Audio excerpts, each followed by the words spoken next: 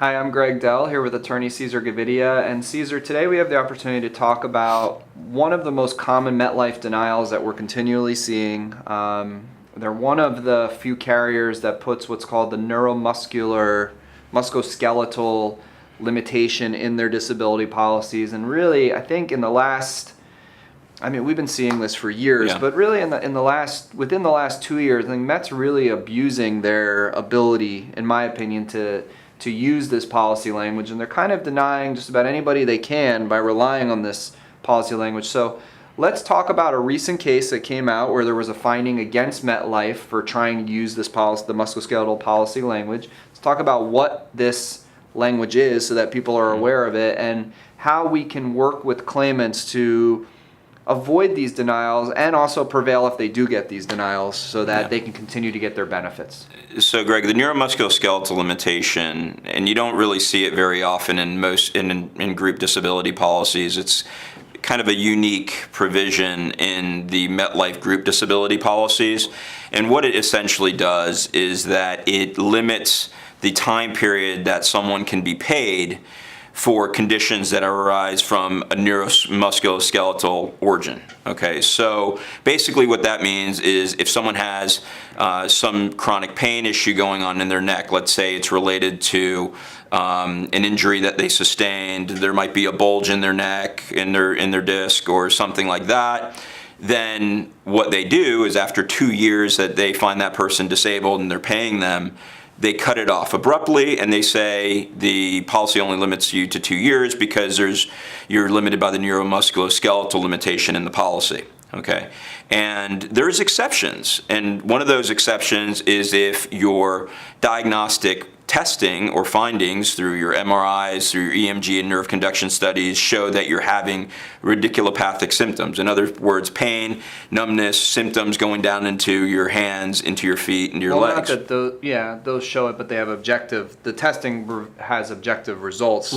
showing positive findings for radiculopathy. Correct. That kind of stuff. Exactly. So in this particular case coming out of the Northern District of California, Doe versus Metropolitan Life Insurance Company, Doe was an analyst prior to becoming disabled. He'd sustained injuries to his neck and his back and his spine while he was working, and he claimed disability. MetLife paid him for 2 years. They had a medical director review his case. They had other doctors review his claim.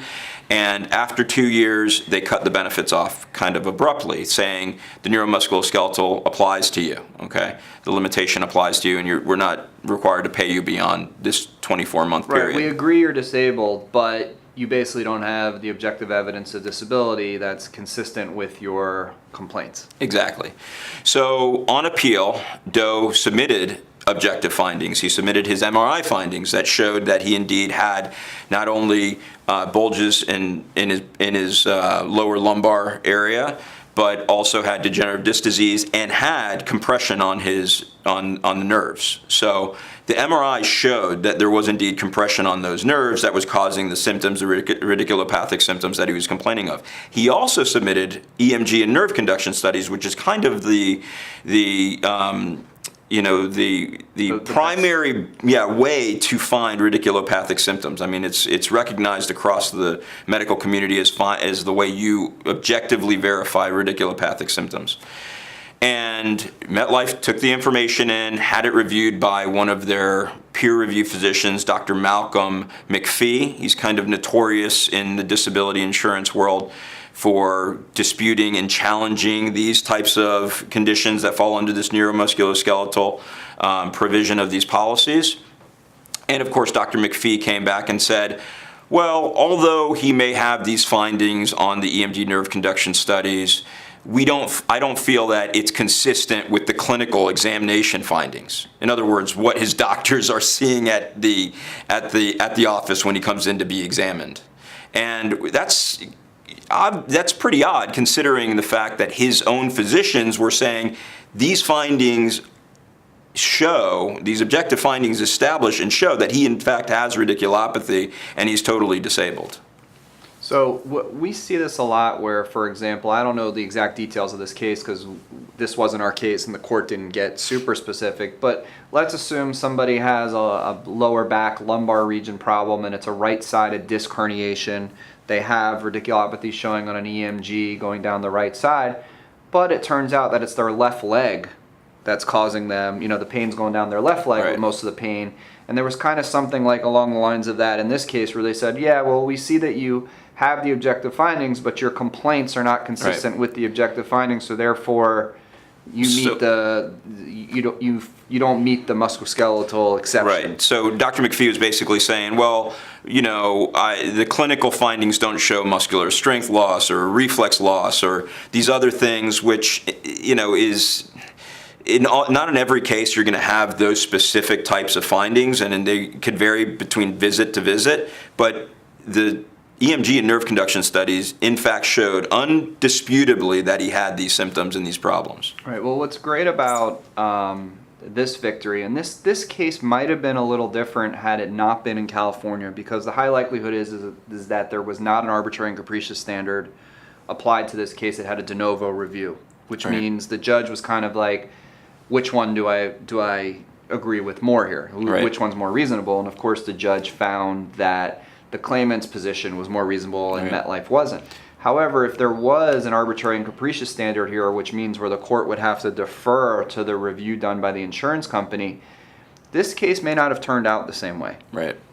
Because the review done, now our judges are really smart now, and the judge might have said, look, the review by that doctor is just not reasonable at all, and therefore I'm going to find MetLife you abused your discretion. Mm-hmm. But if there was an abuse of discretion standard, then MetLife could say, look, we went to an outside doctor. He gave us all these medical basis for these opinions. We relied on what he's saying. He's a medical doctor, and we know what the claimant's saying, and we did a reasonable review. So, judge, you have to find for us. Right. So, yeah, there's absolutely. This could have gone in the other way in any other district, perhaps. But one thing that Northern District California did find that was inconsistent with this particular physician and his opinions was the fact that in a previous case, he admitted that the gold standard for finding radiculopathy is EMG and nerve conduction studies. So, he's trying to speak out of both sides of his mouth. In the one hand saying, oh, well, you can't just rely on the objective evidence. And then in another case saying, well, the objective evidence is the gold standard to finding these symptoms. I mean, these doctors get so cocky. They're like professional athletes who think they can drive drunk and that no one's going to pull them over. And now you get these doctors that we can say whatever we want and we'll get away with it because what's going to happen to me? Right.